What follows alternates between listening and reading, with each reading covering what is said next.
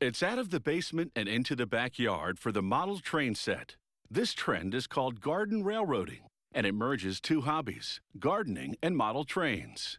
These outdoor train sets are often larger and more rugged than indoor ones, so people can hop aboard for a tour of the perennials. These garden variety train sets have become the fastest growing segment of model railroading. People design gardens to the scale of these trains to provide the perfect backdrop. This particular locomotive is a quarter of the size of the 19th century original. It starts with a sheet of copper, cut to precise measurements with a guillotine blade. An employee then turns the crank of a machine to curl the sheet into a cylinder shape. This cylinder will serve as the barrel or outer casing of the boiler. The next worker assembles the boiler's internal components. He groups together numerous copper tubes and welds them to a firebox at one end and a copper plate at the other. He's now ready to enclose the firebox. He installs it on a base plate and then builds a protective shell around it. He then encases the heat tubes in the barrel. These boilers come in various sizes, depending on the scale of the locomotive being made. Next, a lathe spins as tools contour a bronze cylinder. This sizes it to fit a piston that sets the steam engine's wheels in motion. The cylinder on the right is the one that's just been machined. More tools transform basic steel discs into the train wheels. They make 4 wheels per locomotive. The next worker inserts a pre-cut sheet of steel in a device that, when activated, bends it in 2 places. The folding action shapes the sheet into the locomotive cab. Then it's into the paint booth for 7 coats of epoxy paint. This gives this model train cab a heavy-duty gloss.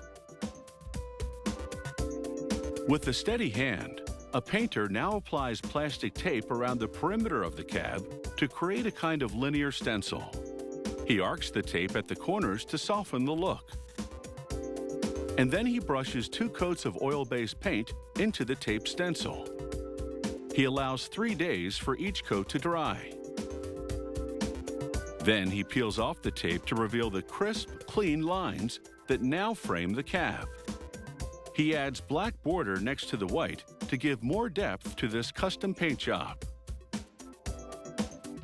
They carve a piece of bronze into a valve to control the flow of steam to the piston.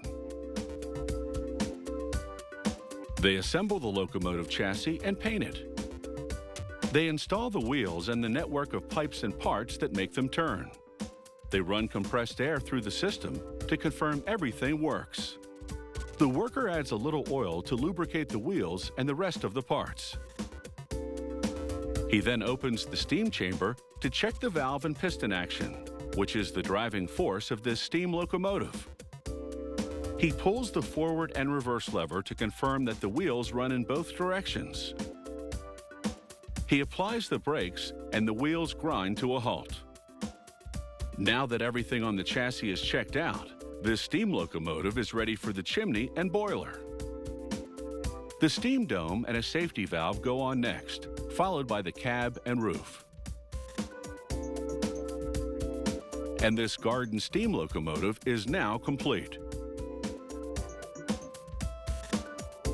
A worker now shines a light through the boiler tubes to examine them for any obstructions.